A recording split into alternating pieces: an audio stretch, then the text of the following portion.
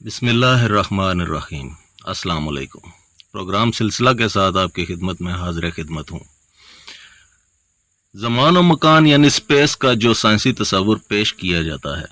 اس کے مطابق یہ ایک کپڑے کی مانند کہیں سے لپٹی ہوئی، کہیں سے پھیلی ہوئی اور کہیں سے طے در طے شکل میں موجود ہے۔ اسی وجہ سے اس کو فیبرکس آف سپیس بھی کہا جاتا ہے۔ اس کا سمٹنا اور پھیلنا اس پر موجود آبجیکٹس یعنی ستارے اور سیارے اجرام فلکی کی کشش ثقل کی وجہ سے ہوتا ہے۔ ہماری سپیس میں سیاروں اور ستاروں کے علاوہ وارم ہولز اور بلیک ہولز بھی موجود ہیں، اور بلیک ہولز میں اتنی ماسیو اماؤنٹ میں انرجی پائی جاتی ہے کہ اگر کوئی چیز اس کے اندر چلی جائے تو وہ ہمیشہ کے لیے فنا ہو جاتی ہے، حتیٰ کہ اس کے اندر سے روشنی بھی باہر نہیں آ سکتی۔ لیکن ابھی ایک جدید تھیوری آئی ہے کہ جس کے مطابق کہ بلیک ہول میں اگر کوئی چیز جاتی ہے تو یہ بھی پاسبلٹی ہے کہ وہ اس کی دوسری سائیڈ سے ٹریول کر کے نکل بھی سکتی ہے، اور دوسری سائیڈ پر شاید کوئی پیرالل یونیورس بھی موجود ہو،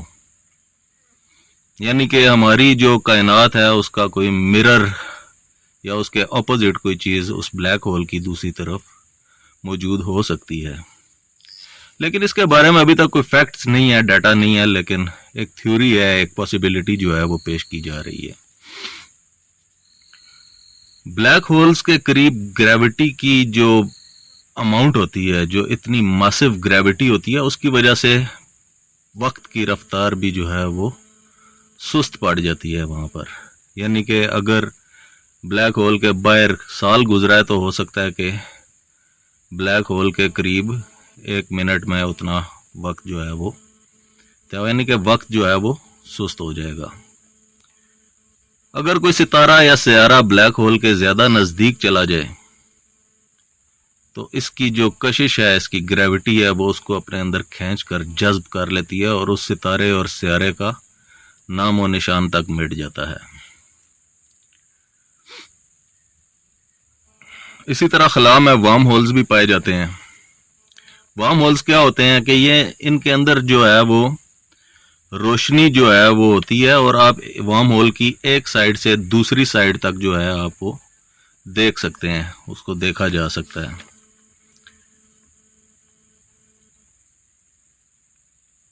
یہ بیسیکلی سرنگیں یا ٹنلز نما کچھ آبجیکٹس ہیں، یعنی کہ جو کہ پاتھ ویز آپ ان کو کہہ سکتے ہیں، اسپیس میں ایک جگہ سے دوسری جگہ کا فاصلہ جو ہے ان کے لیے شارٹ کٹ کے طور کے اوپر جو ہے وہ سہولت آپ کو فراہم کر رہے ہوتے ہیں، ٹھیک ہے۔ اور یعنی کہ ایک وارم ہول کے ذریعے آپ جو لاکھوں نوری سال کا جو فاصلہ ہے وہ بہت تھوڑے وقت میں طے کیا جا سکتا ہے۔ اس کی مثال میں آپ کو اس کپڑے کے ذریعے دوں گا کہ یہ دیکھیں، یہ کپڑا ہے نا، یہ فرض کریں کہ ہمارا fabric of space and time ہے، ٹھیک ہے۔ تو اس کا ایک پوائنٹ آپ یہ تصور کر لیں اور دوسرا پوائنٹ جو ہے وہ آپ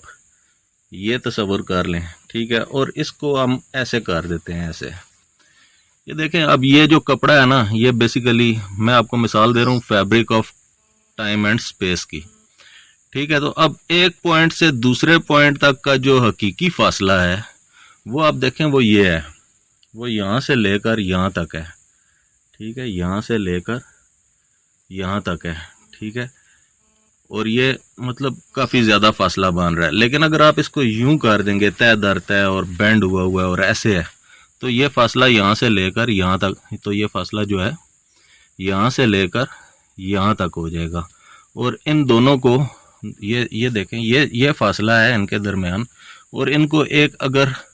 وارم ہول کے ذریعے کنیکٹ کر دیا جائے تو یہ فاصلہ جو ہے آپ وہ بہت تھوڑے وقت میں طے کر سکتے ہیں، ٹھیک ہے۔ اچھا، وارم ہولز کو نا بیسیکلی جو ہے وہ دروازے بھی کہا جاتا ہے، آسمان کے دروازے ہیں یہ، یعنی کہ اور اس کی جو ہے وہ ہم مثال قرآن پاک سے بھی دے سکتے ہیں، ٹھیک ہے۔ قرآن پاک کے ذریعے بھی جو ہے ہم اس کی مثال دے سکتے ہیں کہ سورہ کہف میں جو واقعہ آیا ہے حضرت موسیٰ اور حضرت خضر علیہ السلام کا، کہ اللہ تعالیٰ نے حضرت موسیٰ علیہ السلام کو حکم فرمایا کہ آپ جو ہے سمندر کے ایک مچھلی لیں اور سمندر کے کنارے کنارے سفر طے کریں. جس جگہ پر وہ مچھلی زندہ ہو کر پانی کے اندر چلی جائے گی وہاں پر آپ کو خضر علیہ السلام سے آپ کی ملاقات ہوگی. اچھا، حضرت موسیٰ علیہ السلام جو ہے وہ سفر انہوں نے سٹارٹ کیا اور ان کے ساتھ حضرت یوشع علیہ السلام بھی تھے. تو وہ سفر کرتے کرتے جب وہ ہے ایک جگہ ایک مقام ایسا آیا کہ جہاں پر حضرت موسیٰ علیہ السلام جو ہے وہ آرام کی غرض سے لیٹ گئے اور وہ سو گئے، ان کی آنکھ لگ گئی. تو جاگنے کے بعد انہوں نے آگے سفر شروع کر دیا. تو تھوڑے ٹائم کے بعد حضرت موسیٰ علیہ السلام کو مچھلی کا خیال آیا، تو انہوں نے اپنے ساتھی سے پوچھا کہ وہ مچھلی. تو انہوں نے بتایا کہ حضرت جہاں آپ سو گئے تھے وہاں پر وہ مچھلی زندہ ہو گئی تھی اور اس نے پانی میں سرنگ بنا کر وہ اس کے اندر داخل ہو گئی. تو میں آپ کو بتانا چاہ رہا تھا اس کے بارے میں، لیکن شیطان نے مجھے بلا دیا ہے. تو انہوں نے پھر واپسی کا سفر شروع کیا اور وہ اس مقام کے اوپر پہنچے جہاں پر وہ حضرت موسیٰ علیہ السلام کے ساتھی نے بتایا کہ یہاں پر مچھلی زندہ ہوئی تھی. وہاں پہنچے تو وہاں پر ان کی ملاقات حضرت خضر علیہ السلام سے ہو گئی. اب وہ جو سرنگ مچھلی نے بنائی تھی وہ مطلب اس کی پاسبلٹی ہے کہ وہ ایک پورٹل تھا، یعنی کہ وارم ہول تھا، دروازہ تھا کسی دوسری ڈائمینشن کا، ٹھیک ہے. اور اسی پورٹل سے شاید حضرت خضر علیہ السلام بھی وہاں پر تشریف لائے تھے. تو پھر حضرت خضر علیہ السلام نے جو ہے حضرت موسیٰ علیہ السلام کو اپنے ساتھ لیا اور ان کو بھی ٹائم اینڈ سپیس کی دوسری ڈائمینشنز میں اس پورٹل کے ذریعے لے کر گئے، جو کہ پورا واقعہ آپ نے پڑھا ہوگا کہ پھر انہوں نے ایک کشتی میں سوراخ کیا، پھر ایک لڑکے کو قتل کر دیا اور پھر ایک دیوار تعمیر کی جس پر حضرت موسیٰ علیہ السلام نے سوالات کیے تھے، اعتراض اٹھائے تھے بیسیکلی. تو پھر انہوں نے کہا تھا کہ آپ جو ہے وہ صبر نہیں کر سکتے، لہٰذا یہ میرا اور آپ کا ساتھ ادھر تک ہی ہے. پورے واقعے کی تفصیل جو ہے وہ سورہ کہف میں موجود ہے. اس واقعے سے تقدیر کا بھی ایک بہت بڑا جو ہے وہ مسئلہ حل ہو رہا ہے کہ اکثر آپ جانتے ہیں کہ دعا جو ہے وہ تقدیر کو بدل دیتی ہے. تو اس کا مطلب یہ ہے کہ ایک تقدیر جو لوح محفوظ پر لکھی جا چکی ہے وہ تو لکھی ہوئی ہے، ٹھیک ہے، لیکن دعا آپ کرتے ہیں جب آپ، تو دعا میں اتنی تاثیر ہے، اتنا اثر ہے کہ آپ جب آپ خالص مطلب آؤ بکا کرتے ہیں اللہ تعالیٰ کے حضور اور اپنی تقدیر کے بارے میں کوئی دعا کرتے ہیں، تو اللہ تعالیٰ جو ہے وہ پھر حضرت خضر علیہ السلام کو آپ کی جو ٹائم لائنز میں آپ کی وہ جانے کا حکم دیتے ہیں اور ان کے ذریعے آپ کی ٹائم لائن کی اصلاح ہو جاتی ہے. اور کوئی ایسا واقعہ پیش آتا ہے کہ جس کی وجہ سے آپ کی جو تقدیر ہے جو کہ آگے چل کر آپ کے لیے مسائل کا باعث بننے والی تھی، وہ تقدیر جو ہے وہ بدل جاتی ہے. اچھا، اسی طرح نا جیسے آسمان کے دروازوں کے بارے میں نا قرآن پاک میں اور جگہوں پر بھی کافی جگہ پر ارشاد ہوا ہے، جیسے کہ اللہ تعالیٰ نے سورہ اعراف میں فرمایا ہے کہ کافروں کے لیے آسمان کے دروازے نہیں کھولے جائیں گے،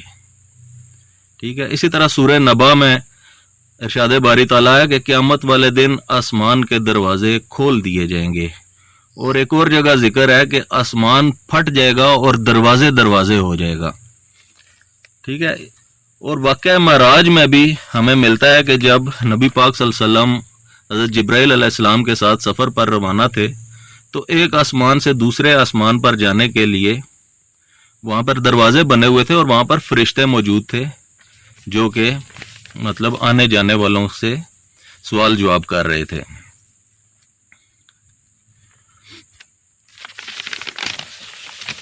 علامہ اقبال کا ایک شعر ذہن میں آ رہا ہے کہ سبق ملا ہے یہ معراج مصطفیٰ سے مجھے، سبق ملا ہے یہ معراج مصطفیٰ سے مجھے کہ عالم بشریت کی زد میں ہے گردوں. یعنی کہ آسمان جو ہے وہ انسان کے اختیار میں ہے، انسان چاہے تو اس کو تسخیر کر سکتا ہے. اسی طرح قرآن میں برجوں والے آسمان کا بھی ذکر آیا ہے، جس کے بارے میں مفسرین لکھتے ہیں کہ برج جو ہے نا وہ بیسیکلی قلعے بنے ہوئے ہیں آسمان میں، اور وہاں پر فرشتے موجود ہیں اور ان قلعوں کے اندر سے جو ہے وہ آسمان کے دروازے بنے ہوئے ہیں، ٹھیک ٹھیک ہے، تو وارم ہولز کا جو میرے خیال میں، ہو سکتا ہے میں غلط بھی ہوں، آپ جو ہے وہ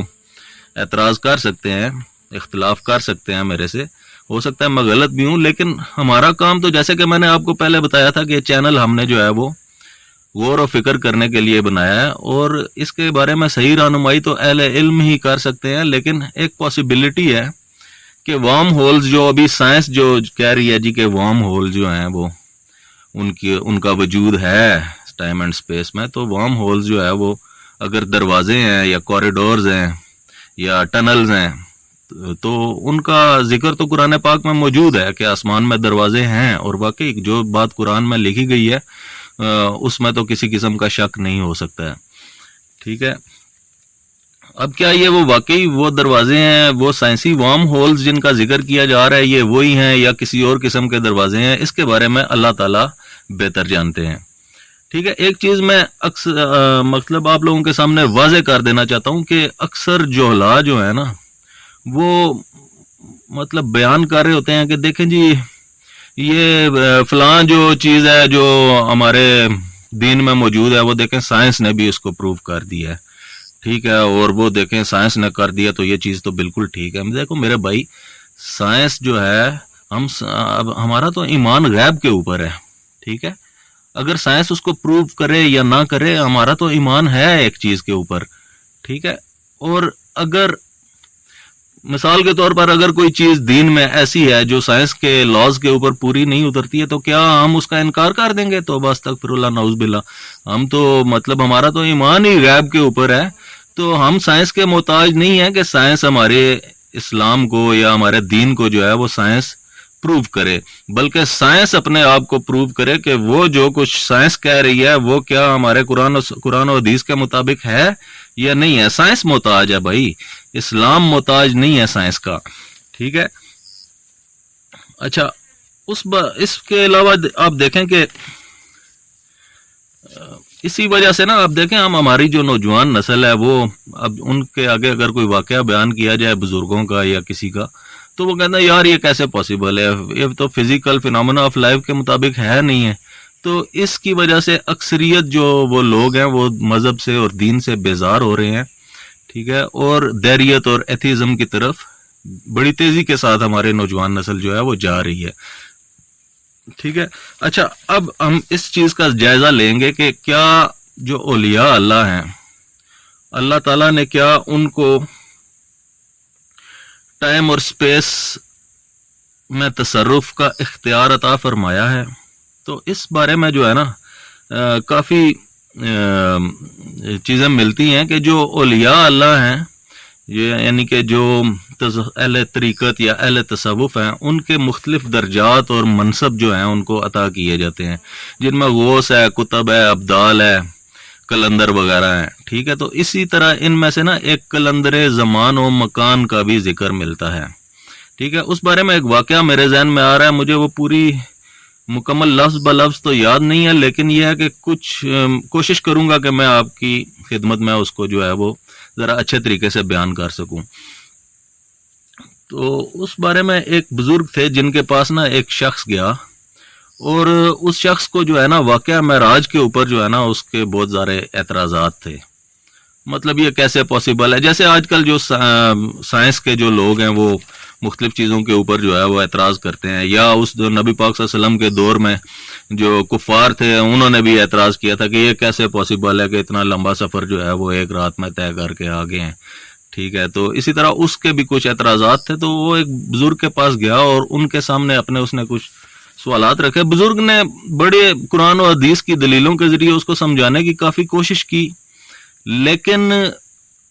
وہ جو ہے وہ اپنی ضد کے اوپر نہ اڑا ہوا تھا، اور جیسے اس نے نہ ماننے کا تہیہ کر رکھا تھا، تو آخرکار وہ بزرگ بھی عاجز آ گئے، اور انہوں نے کہا اچھا چلو میں تو شاید تمہیں نہ سمجھا سکوں، تم ایسا کرو کہ میرے مرشد ہیں فلاں شہر میں، تم ان کے پاس چلے جاؤ۔ اچھا، وہ شخص جو ہے وہ اسی وقت اس نے کہا چلو مرشد کو بھی دیکھ لیتے ہیں، تو وہ اسی وقت روانہ ہو گیا۔ اب وہ آدھی رات کے ٹائم کہیں جا کر نا ان میاں صاحب کے پاس پہنچا جو ان کے مرشد تھے، ٹھیک ہے۔ تو اور ان کے پاس جا کر اس نے اسلام وغیرہ کیا، اور اس نے بتایا کہ فلاں بزرگ کے ریفرنس سے آپ سے ملنے آیا ہوں، میرے معراج کے اوپر کچھ سوالات ہیں۔ تو میاں صاحب نے اس کی باتوں پر نہ سمجھیں جیسے کہ سنا ہی نہیں. انہوں نے نا ایک میلی سی لنگی جو تھی نا وہ اس کے ہاتھ میں پکڑائی اور اسے کہا کہ تم ایسا کرو کہ ابھی اٹھو اور جاؤ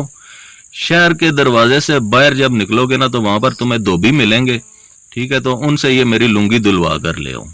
اب وہ شخص ہکا بکا رہ گیا, حیران ہو پریشان, یار کہ یہ آدھی رات کا ٹائم ہے, اس وقت دھوبیوں کا کیا کام ہے, ٹھیک ہے. اور اس نے کچھ بولنے کے لیے جیسے ہی منہ کھولنا چاہا تو میاں صاحب نے اس کو پھر ٹوک دیا. میاں صاحب نے کہا نہیں, اگر تمہیں اپنے سوالوں کے جواب چاہیے نا تو ابھی جو میں کہہ رہا ہوں وہ کرو, اٹھو اور یہ لنگی دلوا کر لاؤ. اچھا, وہ شخص جو ہے نا وہ اٹھا, شہر کی ویران اور تاریک گلیوں میں سے ہوتا ہوا جو ہے وہ شہر کے دروازے پر پہنچ گیا. اچھا, جیسے ہی اس نے دروازے سے قدم باہر رکھا نا تو ایک دم ماحول بدل گیا. شہر کے اندر تو اندھیرا تھا, رات تھی, اور شہر کے باہر جو ہے وہ دوپہر کا ٹائم, دھوپ نکلی ہوئی ہے, لوگوں کی چہل پہل ہے, ٹھیک ہے, اور لوگوں کی آوازیں آ رہی ہیں, شور شرابہ ہے, لوگ چل پھر رہے ہیں. تو بڑا حیران پریشان. اچھا, وہ چند قدم ہی چلا ہوگا تو اس کو دھوبی نظر آ گئے, چھوا چھو کی آوازوں کے ساتھ جو ہے وہ کپڑے پتھر کی سلوں کے اوپر پٹک رہے ہیں. تو ابھی وہ اسی حیرانی میں تھا کہ ایک دھوبی نے کہا میاں صاحب کی لنگی لائے ہو, ادھر مجھے دے دو. اچھا, اس نے اس کے ہاتھ سے وہ لنگی لے لی اور دھونا شروع کر دی. اب وہ شخص اسی سوچ میں, اسی معمے کو حل کرنے پہ لگا ہوا ہے, یار کہ یہ ماجرا کیا ہے, کہ یہ مطلب ابھی میں رات سے ایک دم دن میں کیسے پہنچ گیا ہوں. تو تھوڑی دیر ہی ابھی وہ سوچ میں ہی تھا کہ اس دھوبی نے جو ہے نا وہ لنگی اس کے حوالے کی اور کہا کہ میاں صاحب کو ہمارا سلام دے دینا. اچھا, وہ شخص واپس چلا. اچھا, حیران پریشان ہے کہ یار یہ چکر کیا ہے. اچھا, واپس وہ گیا, جیسے ہی اس نے شہر کے دروازے سے قدم اندر رکھا تو ایک دم پھر منظر بدل گیا. پھر آدھی رات کا وقت ہے, پھر وہی تنہائی ہے, وہی تاریکی ہے, وہی خاموشی ہے. اور وہ بڑا حیران پریشان اسی سوچ میں کہ یہ ہوا کیا ہے میرے ساتھ. وہ چلتا گیا, واپس جا کر جب میاں صاحب کے پاس پہنچا تو میاں صاحب نے دھوتی اس سے لی اور کہا ہاں میاں آپ بتاؤ کہ تمہارے کیا سوالات ہیں واقعہ معراج کے متعلق. تو وہ شخص جو ہے نا وہ ایک دم میاں صاحب کے پاؤں میں گر پڑا اور شرم اور ندامت سے جو ہے پسینے میں شرابور ہو گیا. اس نے کہا کہ حضرت مجھے معاف کر دیں, ٹھیک ہے, میرا کوئی سوال نہیں ہے, مجھے سب کچھ سمجھ آ گئی ہے,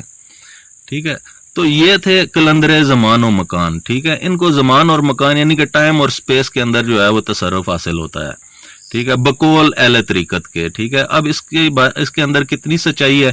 یہ چیز تو کوئی اہل علم ہی جو ہے وہ اس کو بتا سکیں گے, لیکن یہ ایک واقعہ میرے ذہن میں آ رہا تھا, میں نے سوچا کہ آپ کے گوش گزار کر دوں. اب تک کے لیے اتنا ہی, اجازت دیجیے, ملتے ہیں اگلے پروگرام میں. اللہ حافظ.